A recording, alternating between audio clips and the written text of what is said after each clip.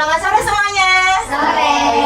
Jadi terima kasih untuk kedatangan atau kehadiran adik-adik di sini. Jadi kakak-kakak ini mau minta tolong ya, karena kakak ini kan buat proyek pengamalan Pancasila. Nah itu disuruh mengedukasi ke adik-adik gitu.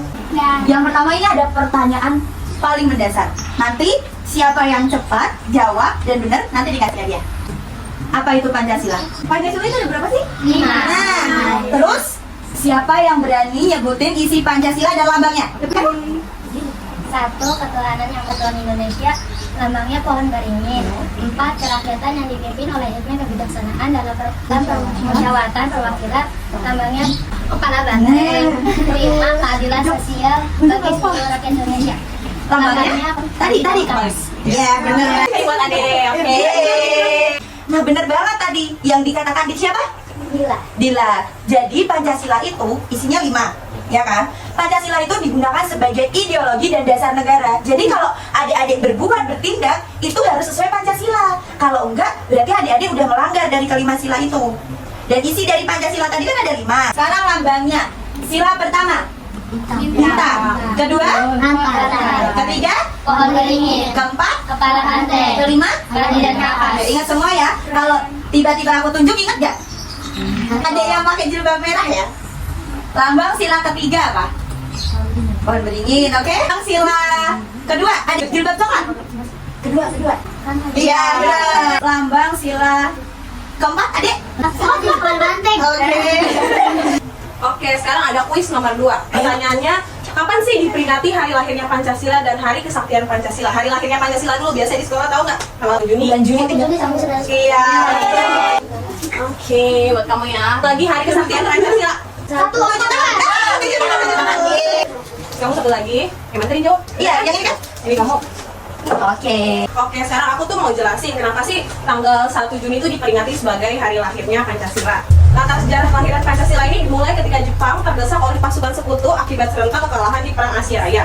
Meski terjadi perdebatan, janji kemerdekaan Indonesia mulai dilaksanakan dengan membentuk Badan Penyelidik Usaha Persiapan Kemerdekaan Indonesia atau BPUPKI. Pada tahu kan pasti BPUPKI ini? Tahu kan? Terus yang diresmikan pada tanggal 29 April 1945. Serta BPUPKI melaksanakan sidang resminya di tanggal yang sama. Kita aku bacain tanggal 1 Oktober itu sebagai hari peringatan kesaktian Pancasila. Berbeda dengan hari lahir Pancasila yang diperingati setiap 1 Juni. Peringatan Hari Kesaktian Pancasila berkaitan dengan peristiwa G30 SPKI. Hari Kesaktian Pancasila itu diperingati untuk menegaskan kekuatan ideologi Pancasila. Peristiwa G30 SPKI yang berupaya mengganti ideologi negara Indonesia atas inisiatif Soekarno dalam rapat Panitia 9. peristiwa G30 SPKI ini membuat situasi politik di Indonesia itu tidak stabil. Jadi pada saat kejadian G30 SPKI ini, itu kayak politiknya itu hancur, kayak berantakan gitu, karena ada tadi G30 SPKI, banyak penculikan dan pembunuhan. Lalu ini ada 7 nama pada saat itu meninggal. Jadi didengerin. Nah, pertama itu Jenderal Ahmad Yani. Terus yang kedua itu Jenderal Raden Suprapto. Yang ketiga Jenderal Mas Tirto Darmo Haryono. Yang keempat Jenderal Siswondo Parman. Yang kelima Brigadir Jenderal Donald Ishak Panjaitan. Yang keenam Brigadir Jenderal Sutoyo Siswo Miharjo. Dan yang ketujuh itu Letu Pierre Andreas Lerian. Jadi pada saat G30 SPKI ini ada 7 jenderal yang meninggal atau dibunuh. Coba sebutin salah satu aja. Ada yang ingat? Iya benar. Nah, jadi dari yang ketujuh ini mereka itu tewas dalam penculikan dan pembantaian dalam upaya kudeta yang dilakukan oleh PKI. Kelompok ini berupaya untuk menggulingkan pemerintah yang sah dan menggantikan dengan sistem komunis. Jasad para pahlawan yang dimasukkan ke dalam sumur. Jenazah para pahlawan baru ditemukan pada 4 Oktober 1965.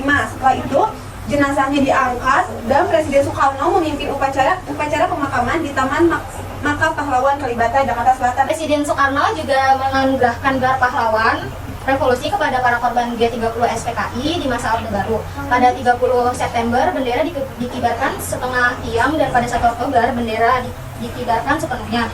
Pengibaran bendera selama 2 hari ini dapat diartikan bahwa bendera setengah tiang pada 30 September merupakan simbol duka nasional atas terbunuhnya sejumlah perwira Angkatan Darat. Sementara itu, pengibaran bendera penuh keesokan harinya melambangkan kemenangan karena kesaktian Pancasila yang berhasil menghadapi ancaman ideologi komunis. Toleransi adalah sikap saling menghargai, menghormati, dan menerima perbedaan antara individu atau kelompok. Toleransi penting dalam masyarakat multikultural karena dapat menjaga kedamaian, kerukunan, dan keharmonisan. Manfaat penerapan toleransi dalam kehidupan sehari-hari itu ada menghindari permusuhan, menciptakan kerukunan antar umat beragama, dan menciptakan rasa kekeluargaan. Tadi kan ada diomongin ya tentang toleransi. Ada yang tahu nggak toleransi itu apa? Nah, ya, dalam sehari-hari kita tuh pasti ada menerapkan sikap toleransi itu supaya ini pasti kan kalian punya teman yang beda Teman yang beda agama di sekolah, Punya nggak? Punya kan? Nah, kayak gitu tuh kita harus menerapkan sikap toleransi. Toleransi tuh kalau dalam kehidupan sehari-hari tuh kayak kita menghormati agama dia, menghormati apa yang dia anut.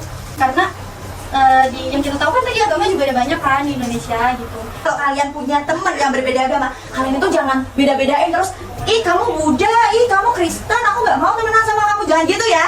Oke. Boleh, karena kita satu Pancasila, satu tanah air, kita sesama. Itu tuh termasuk ke dalam sikap toleransi itu masuk ke dalam sila pertama yang berbunyi ketuhanan yang Maha Esa kan. Nah, makna dari Pancasila itu yang sila pertama, bangsa Indonesia merupakan bangsa yang beriman dan bertakwa kepada Tuhan yang Maha Esa sesuai dengan keyakinan masing-masing. Sila pertama dilambangkan dengan Islam. Contoh penerapan sila pertama di masyarakat itu saling menghormati antar umat manusia yang beragama lain, tidak mengganggu orang lain saat melakukan ibadah, tidak memaksakan agama yang kita anut untuk memaksakan ke orang lain. Itu sih contoh-contoh penerapan sila pertama di masyarakat. Tadi Kak Destina udah nyebutin kan contoh dari pengamalan sila pertama? Masih ada yang ingat? Kalau gitu coba sebutkan 3 contohnya. Tunjuk tangan dulu. Tidak mengganggu teman saat beribadah. Ya. Tidak membeda-bedakan teman. Iya. Gitu aja kok jawabnya.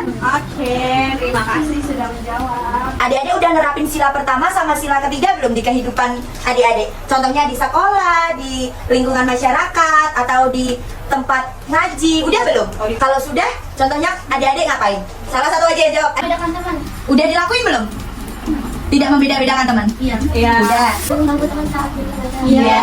Terus Tidak boleh memaksakan Teman yang beragama lain, teman yang beragama lain ke agama kita. oke. Makanya, apa sih yang terjadi jika kita tidak menerapkan Pancasila dalam kehidupan sehari-hari? Tidak Tuhan. Iya, betul lagi. Pecah belah. Iya. Hubungan. Musuhan. Iya. Oke. Oke, jadi dari kesimpulan yang tadi kita jelasin, Semua materi yang kita udah ya, jelasin, ada yang bisa menyimpulkan nggak? harus apa? Oke, ayo. Kita sebagai pelajar harus belajar. Iya. Toleransi. Toleransi. Tidak boleh membeda-bedakan Iya. teman. Tidak boleh menganut teman agar bisa memasuki agama kita. Iya. Iya. Oke, karena adik-adik udah mau datang dan hadir ke acara penyuluhan kita. Sebagai tugas project. Kasih ya.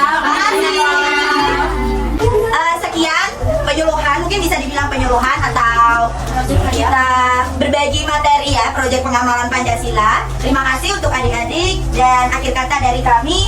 Wassalamualaikum warahmatullahi wabarakatuh. Waalaikumsalam.